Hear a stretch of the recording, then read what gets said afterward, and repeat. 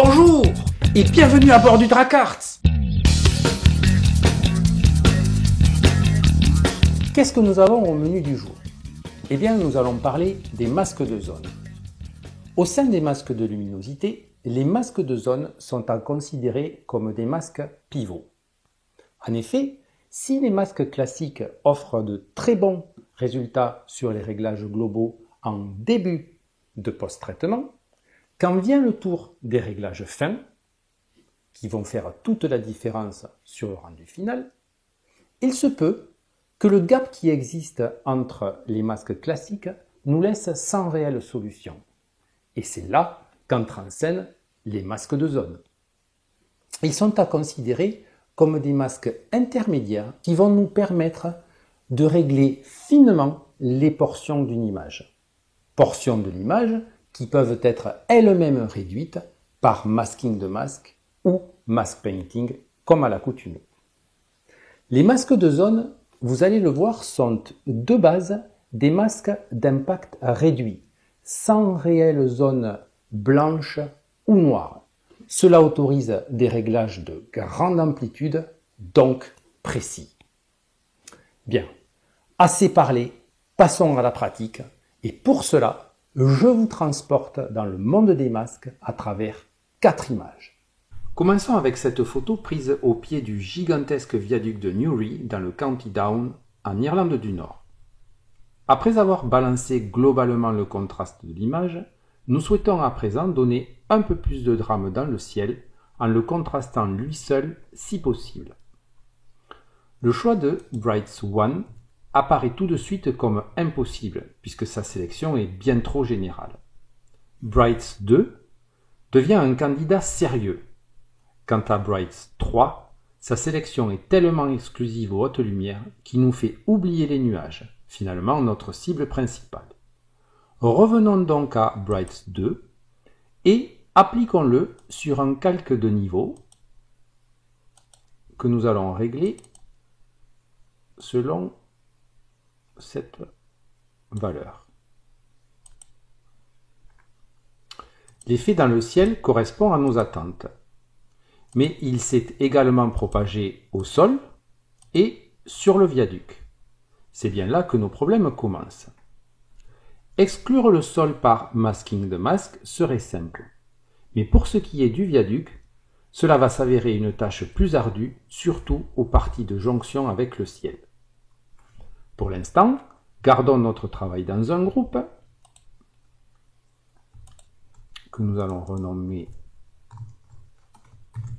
Brights et nous allons le dupliquer pour l'appeler Zone. Voilà fait. Au sein des zones, nous allons chercher un masque sélectionnant le ciel sans inclure les parties lumineuses du sol. Les zones de rang faible ciblent les parties sombres de l'image. Les rangs forts sont axés sur les parties claires. La zone 7 donne un bon résultat pour commencer. Cependant, la zone 8 donne une très bonne sélection du ciel et des nuages. Quant au sol, il est bien exclu. Pour notre travail, zone 9 devient bien trop exclusive. Revenons sur zone 8 et appliquons-la sur le calque de niveau. En faisant une comparaison, il apparaît de suite qu'avec le masque de zone, nous avons bien retrouvé la lumière au sol. Cependant, nous avons moins de drame dans le ciel. Mais comme les masques de zone autorisent des réglages plus larges, dus à leur impact réduit, nous allons pouvoir approfondir notre effet un peu comme ça. Voilà. Notez bien comme nous conservons les couleurs grises des nuages et une intensité des hautes lumières supérieure, ce qui est un gage de contraste plus marqué. Continuons avec cette autre photo prise derrière Roche Castle, dont nous avons déjà pu admirer une partie du site via la photo traitée dans la vidéo dont le lien apparaît en haut de l'écran. Le choix de cette image s'est fait car elle ne présente ni très haute lumière, ni partie très sombre. Elle s'inscrit surtout dans les tons médians de lumière.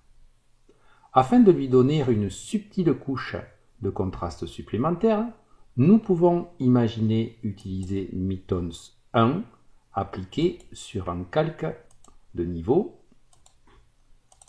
que nous réglerions ainsi. Cependant, si nous avons bien introduit du noir à l'image, nous n'en avons pas pour autant amélioré son contraste. Ceci est dû à la structure du masque qui ne montre pas de cassure assez franche entre ces différentes parties.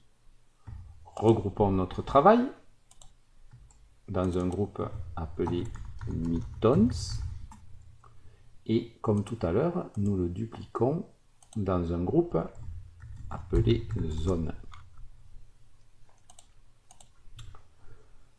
Retour dans les masques de zone et cette fois cherchons dans celle de rang bas comme zone 3.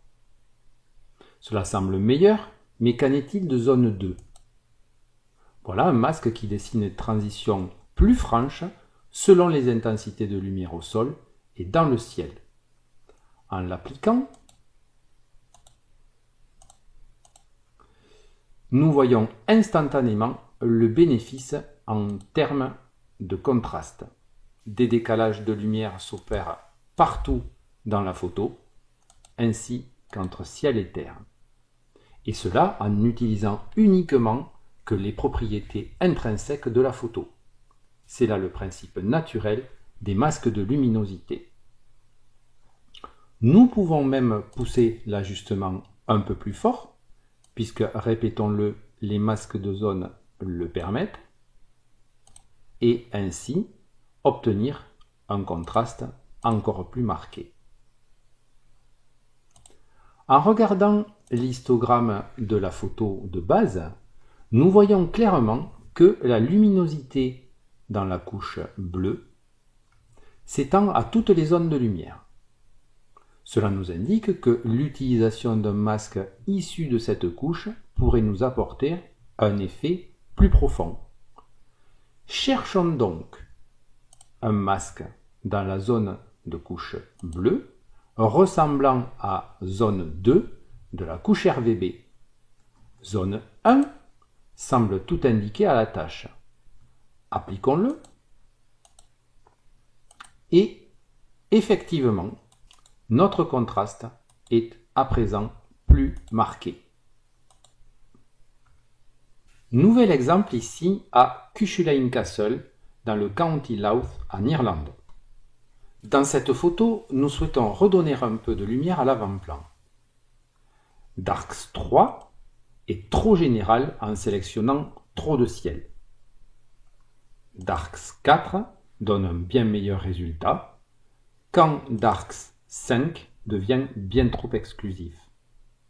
Revenons alors à Darks 4. Seul ombre au tableau, l'exclusion trop prononcée de la tour elle-même. Appliquons-le tout de même sur un calque luminosité-contraste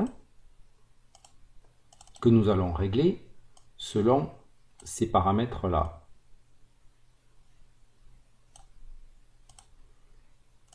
Voilà donc l'effet. Passons dans la recherche d'une zone pour notre effet. Zone 0 ne convient pas car elle exclut la pelouse et une bonne partie de la tour. Zone 1 semble réunir un maximum de paramètres requis. Zone 2 commence l'exclusion des arbres et inclut trop de ciel. Zone 1 est alors notre choix. Appliquons-la sur un calque luminosité-contraste, réglé selon les mêmes valeurs que son homologue. La comparaison avec l'effet précédent montre un bien meilleur contrôle du contraste par le masque de zone, tout en débouchant subtilement l'avant-plan. Retour à l'histogramme.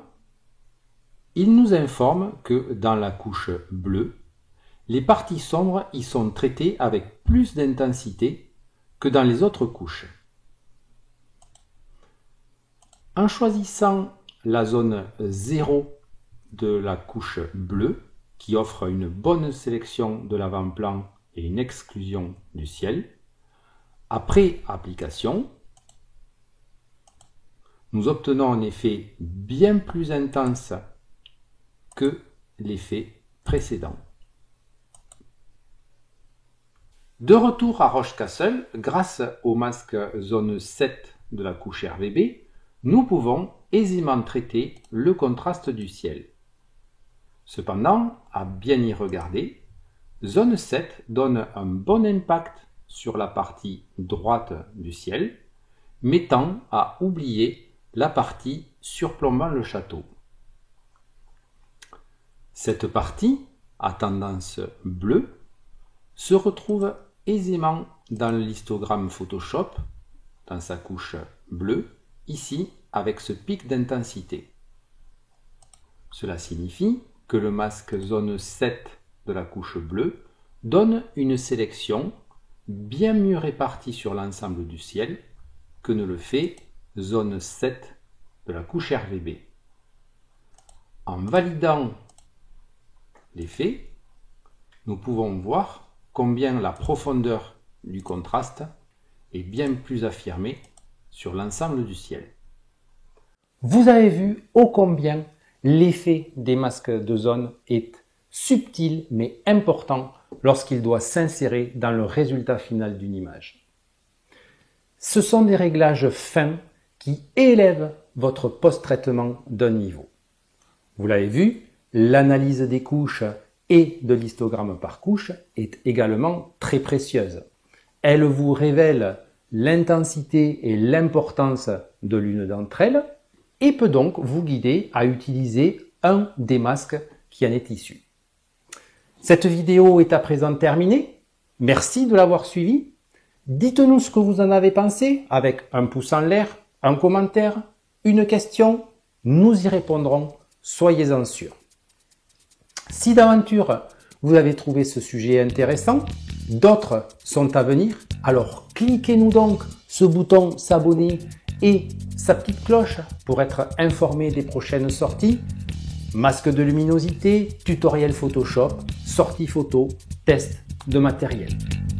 En attendant de se retrouver, until next time, tata!